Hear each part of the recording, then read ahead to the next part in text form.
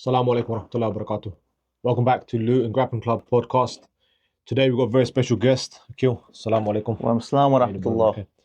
Akil started his jiu-jitsu journey 6 weeks ago. Is that right? 6 weeks, long, hard, grueling, enjoyable. Yeah, is that a word? Enjoyable? At times. No. I think the whole thing.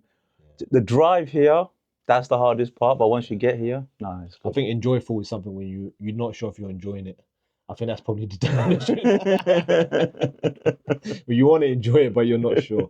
And I think, honestly, jiu-jitsu is one of those things where Yeah, there is an element of enjoying jiu-jitsu, but at the same time, it's something that's so hard and so tough. no, absolutely, no. It is pretty much, I think, the most challenging thing for me personally that I've done in my life. And I thought about that on the drive here. Can I comfortably say that? And I think I can comfortably say that. It has been the hardest, most challenging 6 weeks of my life, in terms that I've never doubted my ability in anything. I've always been a very confident person. I've always pitted myself against anything and everybody. But coming here and, rolling with, you should know who you'd be rolling up against. Like here, it's like the Royal Rumble. Like, as kids, we used to watch wrestling, and you never knew who was coming in next. So when you're there and you're stretching on the match and you hear the door open, you're thinking, who's coming up them stairs now? Who am I going to be potentially going to have to go up against? But yeah, nice. It's been a really enjoying, is that a word even?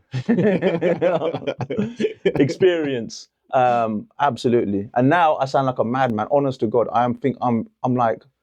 I sound like a Jehovah's Witness when I talk to my friends. Like, I talk to brothers and I'm like, brothers, do you have a couple of minutes to talk about jiu-jitsu? Like, let me tell you about this new thing. Salvation? Yeah. But to be honest, I think it's more the ones that owe me money. I think I want to get them on the mats and that, what you call it. But no, it's really, I'm recommending it to everybody, because I think to myself, it really is for everybody. Like old, young, male, female. I think, yeah, there's something for everybody. Yeah. Because your son Idris has been at the club for 5 years. 5 years, yeah. Yeah. 5 years, and I really wish I had started at the same sort of time he did. I don't know why I thought it's for him, but not for me. But actually, that's not true. There's a reason why I didn't partake before, and I think it's quite scary how misconceptions, once they fester in your mind, how they can just grow and grow and grow, and they can put you off something and they can steer you off course. I mean, for me, I'd heard stories from brothers who done jiu-jitsu before, under Ustad Waleed at Bury Park Community Centre. And the brothers were saying there it was like the Wild West. Like, it was just like brothers that were there to just prove themselves. Yeah. And they didn't care like whose limb they ripped off and waved above their head. Like, I remember that era myself personally when I started jiu-jitsu. This is 15 years ago, and it was pretty much whoever was the strongest on the mat would win. Yeah. So whoever was strongest. Yeah. There was not, even myself, I remember not having a lot of technique. Yeah. But using a lot of strength. I was 90 kilos at the time, so I was lifting weights. Yeah. And I used to do jiu-jitsu once a week, and I thought, man, I'm the man. I thought, I should go to the UFC now. I thought I was ready. Yeah. And I remember walking into an actual jiu-jitsu gym for the first time and being humbled, man. Being humbled by a middle-aged white guy, in a gi. And he humbled me, and I was like, wow, what's this? No, exactly. Like you said, it is shocking at times. And that's what put me off for so long. I was thinking to myself, I don't want to be like a victim. Like, I don't want to be like laid up or have an arm broken or, a joint popped out.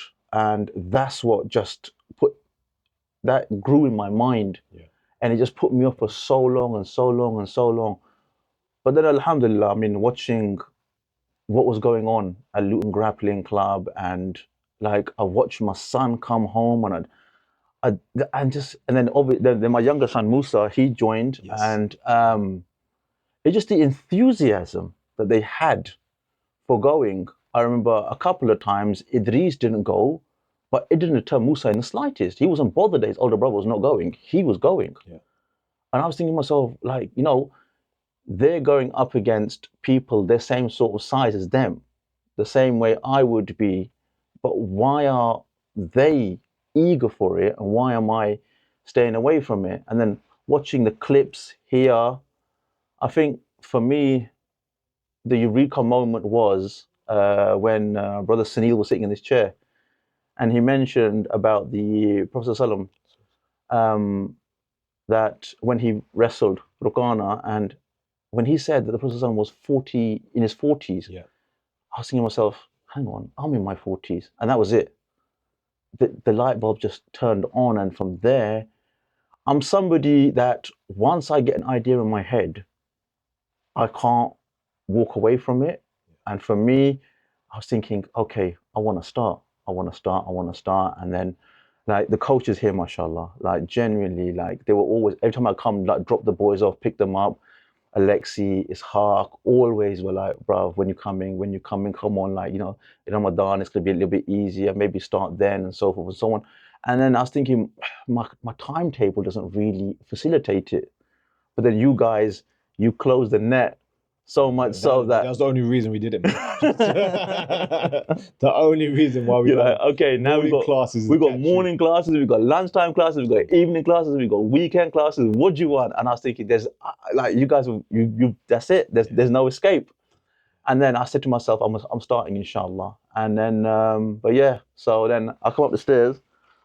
My first lesson, it was me, Ishaq, and Coach Ali. And I was thinking, wow, I get 2 coaches to myself. I was thinking, wow, this is what it's like to be rich. You know, I get my own personalized coaches. So then we did a bit of work then. And then I was like, wow, this is fantastic. I came back the next day, and Faisal was standing there. Faisal was standing there, and I'm on the phone to Ishaq, and I'm like, bro, are you coming? Are you coming? Are you coming? Are you coming? And then, like, but while we're on the subject, like, I need to clear up this massive misconception about Faisal. In fact, he's giving me a long list of things he wants me to say about him. No, truth be told, you know what? It's been, you know, it's really, like I said, you just don't know who you're going to go up against. Yeah. And one thing I've absolutely learned is that do not be put off by somebody by their size, and don't ever underestimate somebody because of how small you think they are. Yeah. I've, like, you know, I've gone up against, like, some units of, absolute units in here. And I've had an easier time with them than the smaller guys who've just absolutely, like, just twisted me up some way chronic. And, but yeah, it's just been a real humbling experience. I remember walking through an alleyway, it's a couple of weeks into my journey. And I'm walking through an alleyway, and I see this guy coming towards me. It was late night, and he's coming towards me. And I would never have worried, but the first thing that popped into mind was, mate, I've been grappling with Tim this morning. Yeah, what are you? Right? Tim's twice as big as you. Yeah, exactly. Yeah. So, but yeah, it's been a great journey.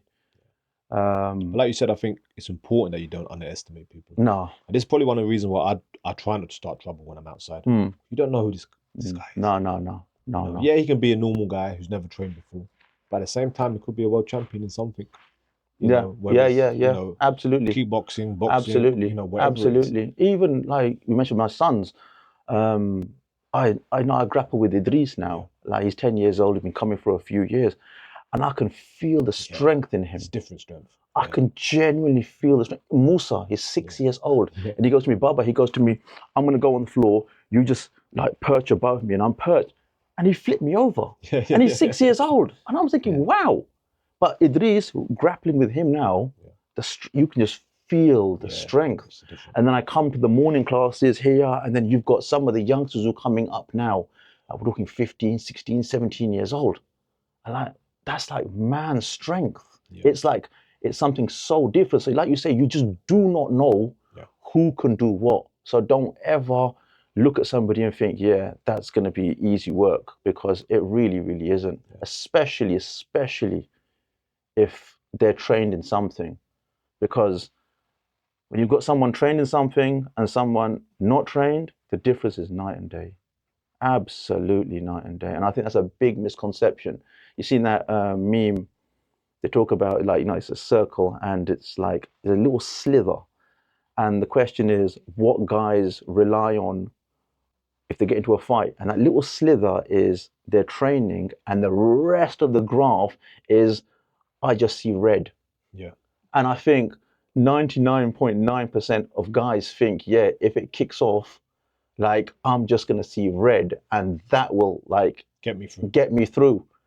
When reality is, you're going to gas out in about a minute, 2 minutes max, and you're going to... less than that. Yeah, absolutely, yeah. 20 seconds. Yeah. 20 seconds. Yeah, I was being generous, yeah. Yeah, you were. Yeah.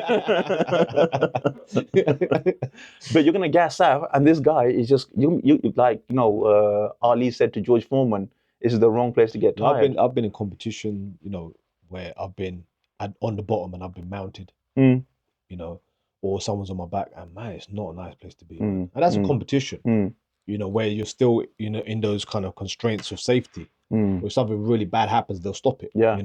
Or he can't punch you at that moment. You can tap out anytime and say, look, I'm done, kind of thing, I'm finished.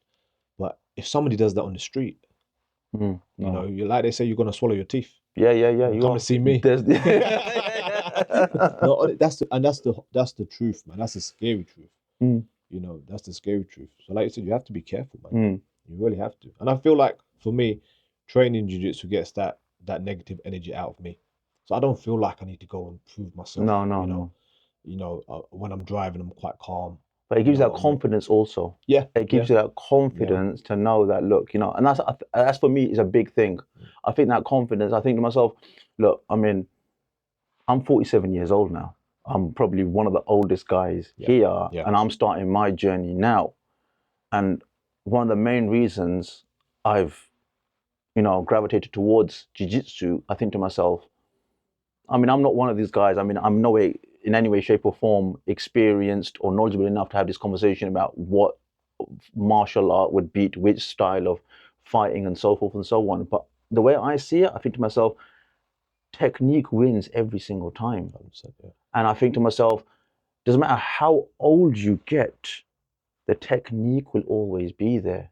So it's not a case of like, your punching power, your kicking power, the technique will never leave you. And obviously, as we know, jiu-jitsu it's the art for the little guy. Yeah. And I think to myself, in the same way, I think the older guy. And I think to myself, so that the experience will be there, the technique will always be there. So the confidence will always be there, no matter how old I get. Yeah. And like, I was talking to a brother and he said to me, isn't it, aren't you a bit past it to be like, taking on jiu-jitsu, to start jiu-jitsu? And ironically, I'd seen a clip the day before, and a guy was talking about his starting jiu-jitsu, and he said, look, I'm 38 years old, and I'm just starting now. And they say takes an average of between 10 to 12 years to be a black belt. Yeah. He goes, so realistically, I'll probably be about 50 when I'm a black belt. But I'll be 50 anyway. Yeah. I'll be 50 anyway, so I must be 50 and a black belt. And that's exactly the way I see it. I think to myself, I'm growing older. I'm going to grow older anyway. Yeah. I might as well grow older and learn something, take something up. And then the brother was like, oh, but what if you get injured? But look, that's a big fear, man. Yeah. Don't get me wrong. It doesn't scare me, but I'm always mindful of injury. Like, look, when you go to competition, I'll be honest with you, whether you win or lose, man, the first thing you do, you come out and you thank Allah that you're not injured. Because anything can happen. Something, absolutely. We see some terrible injuries, not to put people off. But you see them, it happens. It's a sport, right? But then you look at how many injuries do you see in football? In badminton and tennis. That's exactly it. You can get, it's football, I think. So many brothers are laid up from football, and there's 100 or more different ways you can get injured. And I think like there was a statement where a man, he came to Umar, may Allah be pleased with him, and he said to him, what should I do in such and such a case? And Umar, may Allah be pleased with him, said, has it happened? And the man said, no. Umar said, come back to me when it's happened. And I think to myself, I'm not going to worry about injury. Injury, it might happen. But I want to be pushing myself up into that, and I don't want injury to be something in the back of my mind. I've wasted enough years, if truth be told, I've wasted enough years not engaging in something to better myself, like jiu-jitsu. So I'm not gonna, like I said, these misconceptions, if you let them get into your head, they'll grow. We have it with some of the parents, man. Some of the parents do worry about injuries for children. And we all do, right? Now, I would never want my kid to be injured. You know? But look, it's a sport, and martial art, they're playing it to a high level. And I think especially mothers. I think mothers especially. But you know what? And then you get the final bosses, the grandparents. Oh, yeah. Grandparents, my days. Like my mum, every time she's like, okay, yeah, where are you? I'm just dropping the kids off. Where are you dropping them off to? Jiu-jitsu. And she's like, I told you, what are you sending them there for? You call it like, they're going to get tired, they're going to get hurt, they're going to get this. Oh, Mum, they're fine, they enjoy it. They don't enjoy it, you're pushing them. I'm like, Mum, they enjoy it. They enjoy it. But the crazy thing is, if it was us, I remember as a child myself, I came home, I had a bike race, and like I'd fallen off the bike, and my face was cut up, my arms were cut up, my legs were cut up. I walk into the kitchen, and my mum's standing with my grandmother, and I'm like, Mum, she's like, get outside, you're getting blood all over my floor. And I'm thinking, wow, subhanAllah, right? But when it comes to her grandkids, she's like, oh, they're gonna get hurt, they're gonna get this, come sit next to me, do all these ones, yeah. But yeah, subhanAllah. But look, it is a concern, man. And parents do call me and say, look, and I say, look, it's you want them to be tough, especially the boys. Look, you want them to be tough. They've got to go through this journey. But the reality is, this jiu-jitsu that we do, it's probably the hardest thing we do all day. And look, for kids, we're second generation, third generation, immigrants here in the UK. My kids have got it easy, man. I think they've got everything they want. They've got it. We've got it easy, and they've got it really easy. Yeah. I mean, it's the case of jiu-jitsu is probably, like you said, for us, for me, for you, for the kids, it's the hardest thing we do all day. All day. Losing, right? Who wants to lose? I don't want to lose. We're not used to losing. They make video games now where you can't lose. When we used to play video games on that Sega Mega Drive. Yeah. You had 5 lives. Those 5 lives went. Guess what? You start from the beginning. Yeah. Now you're unlimited. And I think that doesn't help. And I think another thing, what I really have enjoyed jiu-jitsu instilling into the kids is patience. Yeah. I think jiu-jitsu, when I'm grappling with some of the higher belts and stuff like that, you can just see the brain ticking over, like as to what they're going to do to you next. Where you are, where the positioning, where they want you, but you can see the patience in getting you into that position. And I think in this day and age, there's nothing that these kids have that teaches them that patience. Everything's available to them right now. So jiu-jitsu in so many different ways I think it's so beneficial for the kids. But the truth is, like everything else about where we are, what we do and so forth, it's ease. We live in luxury. 100%. We leave that mat, we go home, like the fresh air that I breathe when I walk outside, and like think, so you know what? It's that. Have you seen Shawshank Redemption? Yeah.